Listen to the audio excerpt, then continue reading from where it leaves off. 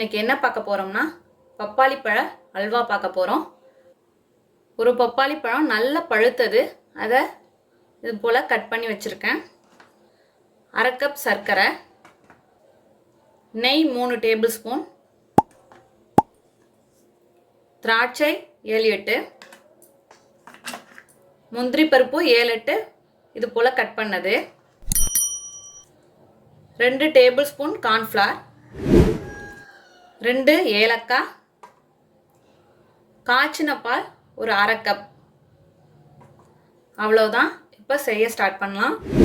இதை சேர்த்து நல்லா பேஸ்ட்டாக அரைச்சி எடுத்துகிட்டு வந்துடுவோம். தண்ணி எதுவும் சேர்க்காதீங்க, வெறும் பப்பாளி பழம் மட்டும் போட்டு அரைச்சி எடுத்துகிட்டு வந்துடலாம். இப்போ இது போல் நல்லா ஸ்மூத்தாக அரைச்சி எடுத்துகிட்டு வந்துடுங்க.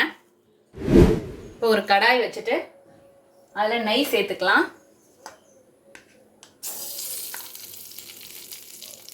நான் 1 டேபிள் ஸ்பூன் அளவுக்கு நெய் சேர்த்துருக்கேன். இதில் முந்திரி பருப்பு,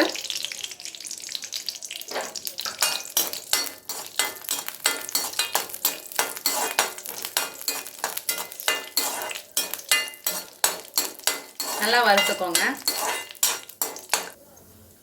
திராட்சை,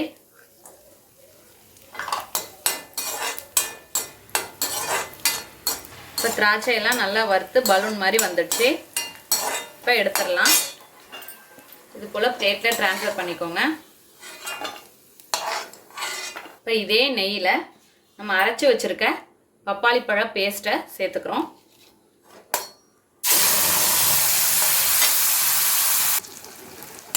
நல்லா வதக்கிக்கோங்க. இந்த நெய்யிலேயே நல்லா வதங்கிச்சுன்னா இதில் உள்ள பச்சை ஸ்மெல்லாம் போயிடும்.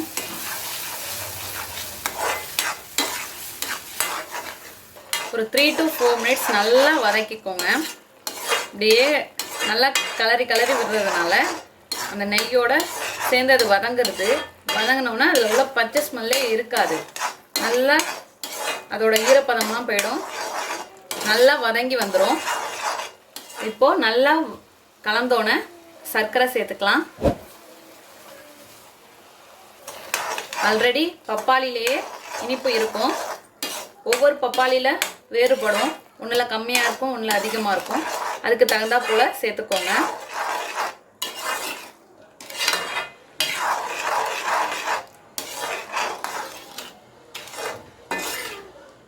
இப்போது சர்க்கரை கலந்தோன்னே கொஞ்சம் தண்ணி விடுறாப்புல இருக்கும். நீங்கள் அப்படியே கலந்து விட்டுக்கிட்டே இருந்தீங்கன்னா அது ட்ரை ஆகிடும்.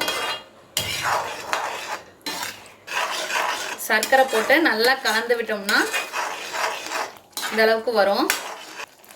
இப்போ இந்த கார்ன்ஃப்ளவரை இது போல் பெரிய பவுலில் சேர்த்துக்குங்க. அதோட நம்ம எடுத்துருக்க பால் சேர்த்துட்டு கட்டி இல்லாமல் கலந்துக்கலாம். இப்போது கட்டி இல்லாமல் நான் கலந்து எடுத்துகிட்டு வந்துட்டேன்.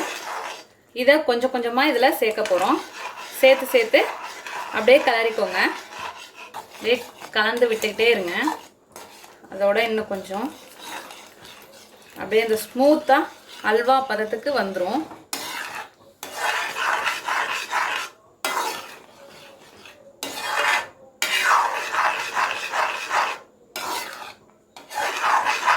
பால் சேர்க்கறதுனால நல்லா க்ரீமியாக இருக்கும். எந்த ஒரு ஃபுட் கலருமே ஆட் பண்ணலை. இப்போ இந்த ஸ்டேஜில் ஏலக்காவை இடித்து சேர்த்துக்கிறேன். அதோட 2 டேபிள் ஸ்பூன் நெய் நல்லா கலந்து விட்டுக்கோங்க.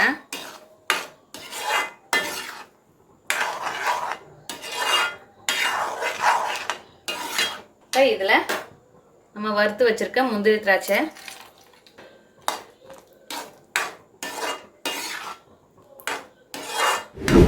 இப்போ பாருங்கள் அல்வா நல்லா ரெடி ஆயிடுச்சு. இப்போ பாருங்கள் கடாயில் ஒட்டாமல் வரணும். இப்போ நல்லா வதங்கி நல்லா எல்லாமே கலந்து வந்துடுச்சு.